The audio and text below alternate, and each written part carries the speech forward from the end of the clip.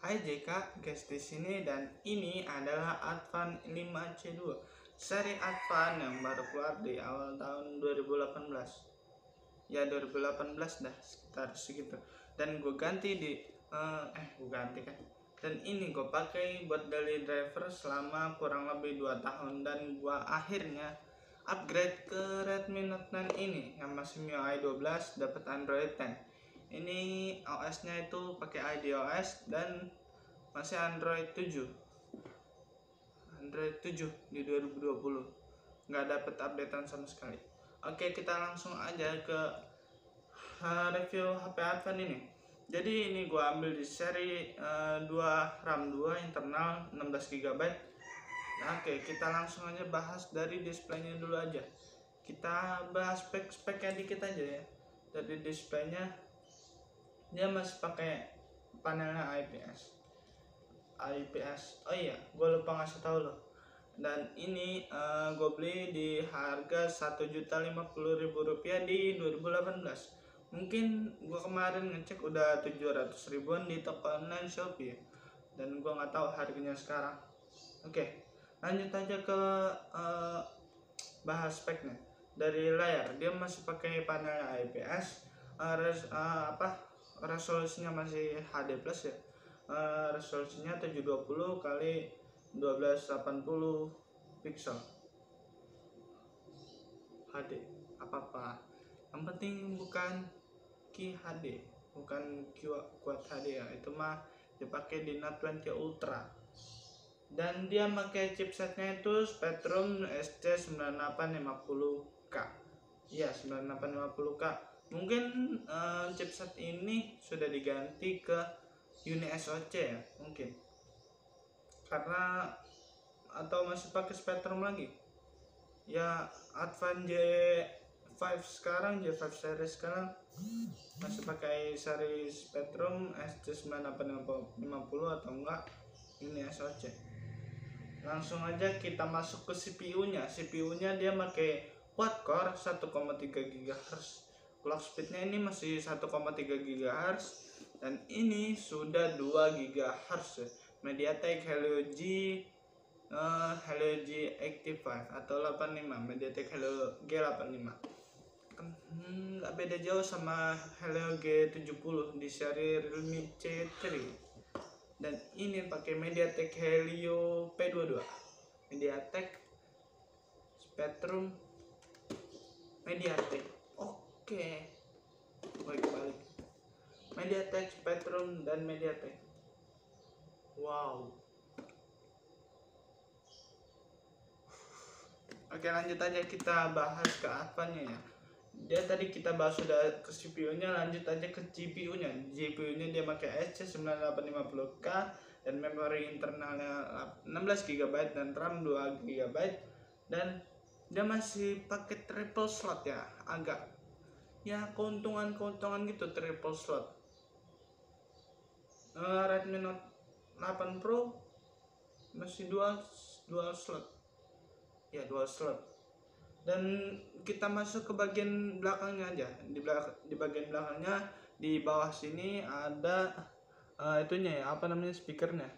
Nah, di sini nih belakang speakernya, dan tertera fingerprint sensor. Ini fingerprint sensornya, dan dual flash dan dual kamera. Kita masuk ke kameranya. Resolusi kameranya ini, kamera utamanya 8 megapiksel dan kamera depth sensor atau kamera bokehnya 0,3 megapiksel. 0,3 megapiksel. Agak gimmick gitu ya untuk 0,3 megapiksel.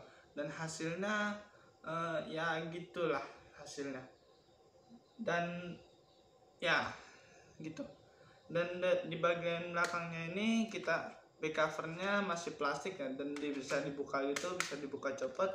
Dan di belakang ini ada di sini baterainya ini 2500 mAh dengan quick charge. Quick charge kan enggak lah, dengan adapternya itu 10 watt atau 5 watt, gue lupa, karena adapter sama USB portnya itu udah hilang. USB port kabel datanya hilang. ya kabel ini hilang. Jadi kalau nggak 5 watt ya 10 watt, ya itu udah.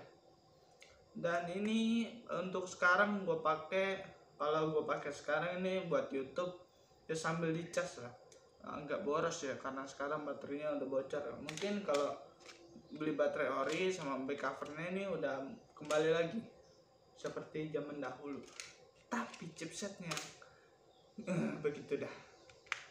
Chipsetnya begitu, 16 GB. Ini gue pakai Redmi Note 9 ini aja udah 128 GB, RAM-nya 6 GB juga. Oke, kita langsung masuk ke displaynya. Displaynya tadi udah gue sebutin HD plus, resolusinya 720p x 1280p. Di sini terselip kamera depan sama earpiece-nya ya. Di sini bezelnya cukup tebel lah. Ya ini 5 inch ya. Ini ukuran layarnya ini 5 inch. Di sini ukurannya ini bezelnya satu jari telunjuk gua, satu jari telunjuk lah. Oke, itu saja. Ya, HP 700.000 kita ya nggak ngarep banyak sih dari HP 700.000. Oke, ini gua dapat info chipsetnya dari carisinyal.com karena gue nggak bisa nyari di GSM Arena. Biasanya gue nyari info-info chipsetnya itu di GSM Arena. Iya, di GSM Arena nggak ada. Dan di sini ada ya kelebihan dan kekurangan Advan N5C2 ini. Gue bacain dari awal. Pertama, desain tergolong menarik. Untuk desainnya ini ya standar-standar aja untuk HP 700 ribuan. Ya nggak minta banyak lah, udah ada fingerprint sensornya juga. Terus yang kedua yaitu fitur iOS yang baik. Menurut gue nggak setuju sama fitur iOS yang baik, karena HP ini ya gitu dah. Tapi buat daily driver, sosmed, Twitter, Facebook, WhatsApp, IG dan lain-lain masih worth it banget ini. Tapi buat main game gue saranin ganti aja ke MediaTek Helio P22. Ini juga udah mulai nge-lag sedikit. Dan kalau mau di Redmi Note 9 ini atau enggak Realme 5 Pro ya. Terus yang ketiga, kita lanjut aja di carisinyal.com. Yang ketiga itu kehadiran sensor fingerprint sensor, kehadiran sensor sidik jari. Oke, sidik jari di bagian belakang ini cukup cepat ya. Advan mengklaim sidik jari ini 0,3 detik. Ya cukup cepat untuk HP harga 700 ribuan. Ya, HP 700 ribuan udah dapat fingerprint sensor. Cukup baik, mantap Advan. Dan di sini terdapat dual SIM dan satu slot micro SD. Jadi ya lu kalau mau kurang 16 GB nya tinggal lu tambahin aja sampai ke 64 GB, up to 64 GB. Nah, lanjut aja, mendukung USB OTG ya gitu dah. USB OTG ya kelebihan, kekurangannya yaitu performa rendah. Dia pakai Cortex A7 dengan clock speednya cuma 1,3 GHz ya. Ya pakai Spectrum SC9850K. Ya nggak sebaik MediaTek Helio P22 sih, atau enggak MediaTek Helio G89 G85 lah. Oke, lanjut aja kita kekurangannya di carisinyal.com. Oh ya, ini carisinyal.com mengklaim bahwa Advan N5C2 ini memiliki skor AnTuTu 36.664 ya. Kita lanjut aja ke kekurangan yang kedua, dual kamera gimmick ya. Yang seperti gue bahas tadi, dual kamera gimmick karena yang pertama itu cuma 8 megapiksel dan kamera depth sensornya cuma 0,3 megapiksel, agak gimmick ya menurut gua. Dan yang ketiga yaitu masih mengusung Nugget ya. Ini Android 7 mengusung Nugget, belum dapat versi Android 8 Oreo ya, atau Android 10 sekarang, atau Android Pie, Android 9. Dia belum dapat updatean. Kita lanjut yang keempat, layar masih rasio 16:9. Untuk bezel layarnya ini masih tebal ya, 16:9 ini. Tapi ya iPhone SE 2020 sekarang ini juga cukup tebal bezelnya, tapi dia lebih compact gitu karena mahal, cok. Dan kelima, baterai yang pas-pasan. Untuk baterainya ini 2500 mAh, dan ini 5000 mAh, ini 5020 mAh, setengahnya dari ini dan si Redmi Note 9 tadi. Ya nggak apa-apa lah, tapi untuk baterainya kalau dari awal-awal beli sih ya kualitasnya baik ya, bisa main Mobile Legends selama 3 jam. 3 jam, iya 3 jam dari baterai full kalau nggak salah. Mungkin ya cuma 2500 mAh, dan sekarang gue pakai harus dicas terus bawa power bank. Nggak apa-apa lah, tinggal ganti baterai, beli, pasang, selesai masalah.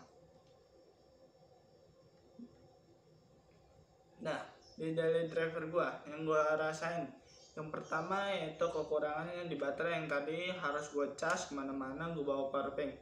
Yang kedua, kameranya gimmick. Iya, kameranya yang gua buat foto cekrek kamera depan belakang banyak noise nya, dan untuk cahaya dia masih kurang.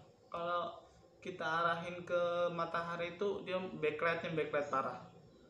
Dan untuk kamera depannya kalau malam depan belakang juga banyak noise nya ya, dan gelap banget, cuma 8 megapiksel kameranya, kamera depan dan belakang.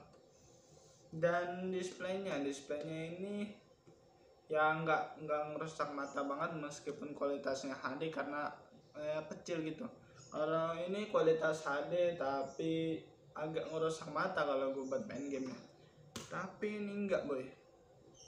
Nah, terus yang ketiga apa lagi? Oh iya, jadi gua buat fingerprint sensornya ini gua aktifin terus ya, karena lo lihat di backdoor ini, nah di sini ini udah patah gitu ya, udah patah. Gue beli harusnya sih gue beli backdoornya sekitar 70.000, dan gue putusin buat ganti ini di 1-2 juta lebih, 2.800.000-an. Ya nggak apa-apa lah. 128 GB agak lega menurut gue ya, daripada 16 GB. Beli backdoor sama beli baterai sama beli port kabel data sama adaptor charging. Oke, kita lanjut aja yang dual kamera gaming. Jadi gue harus kalau menggunakan kamera harus colok ngecolok casan baru bisa gunain kamera, karena kalau tanpa casan kita motret gini tiba-tiba mati sendiri, karena itu performa baterainya yang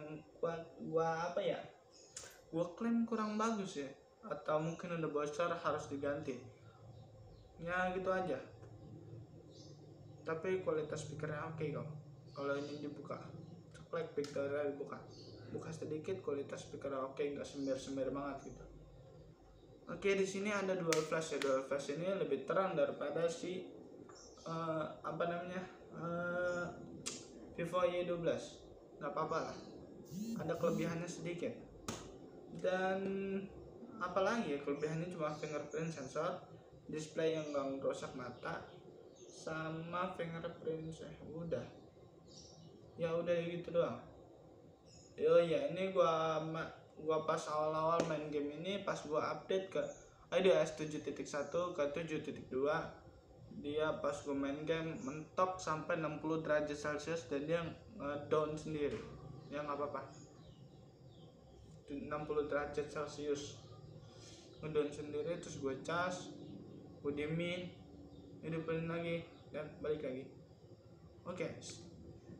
Oke, ini aja review singkat dari gua tentang Advan 5C Duo ini dan Redmi Note 9 dan Vivo Y12. Terima kasih Vivo dan Redmi telah menemani review Advan 5C Duo ini. Oke, jika lo suka video ini silahkan like, comment, dan subscribe.